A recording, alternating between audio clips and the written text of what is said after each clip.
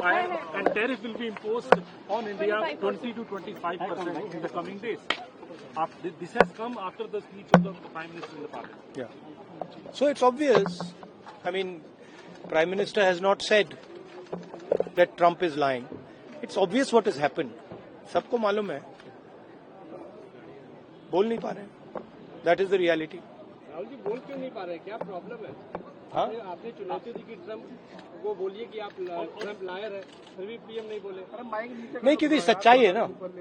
अगर पीएम ने बोल दिया तो फिर वो खुल के बोलेगा और वो पूरी सच्चाई रख देगा, तो इसलिए नहीं बोल पा रहे. और सर बार बार ट्रम्प जो है इस बात को कहते हैं, तो आपको लगता है कि हमारा जो स्टैंड है कहीं ना कहीं हल्का पड़ता है भारत का? नहीं, अभी क्या होगा, अभी वो कह रहा है. वो कह क्यों रहा है? क्योंकि वो अपनी ट्रेड डील चाहता है, तो वहां पे दबाएगा इनको. आप देखना कैसी ट्रेड डील बनती है.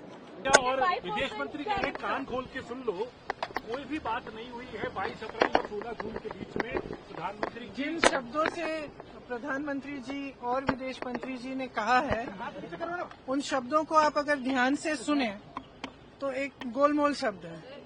डायरेक्टली कहें, राहुल जी ने कल भी कहा, डायरेक्टली कहें कि अमेरिका के जो राष्ट्रपति हैं वो झूठ बोल रहे हैं.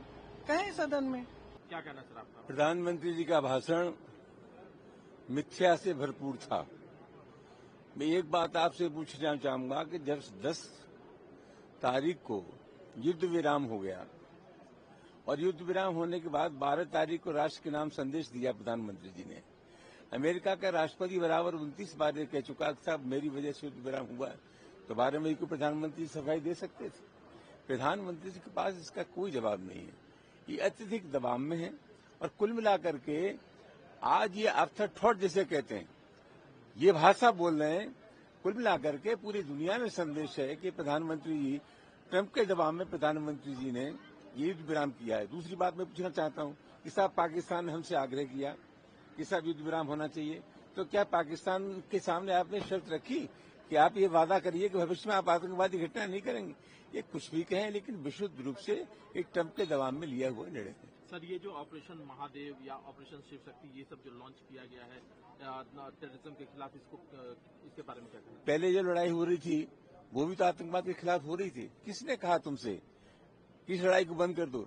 देश की सेनाएं जब अंतिम निर्णय लेने वाली थी कि ये को हम कब्जा कर सकते थे, उस समय किसने मना किया? ये जो निर्णय लिया हुआ है वो देश की जनता के मिजाज के खिलाफ है, फौज की जनता के फौज के आचरण के खिलाफ है. फौजें चाहती थी कि अंतिम रूप से निपटारा हो जाए. देश की जनता भी ये चाहती थी कि अंतिम रूप से आतंकवाद पर हमला कर दिया है और उसका अंत हो जाए. सर, जो नाम रखा गया तो आपको कैसा लगा? ये नाम से कोई लेना देना नहीं है, काम होना चाहिए.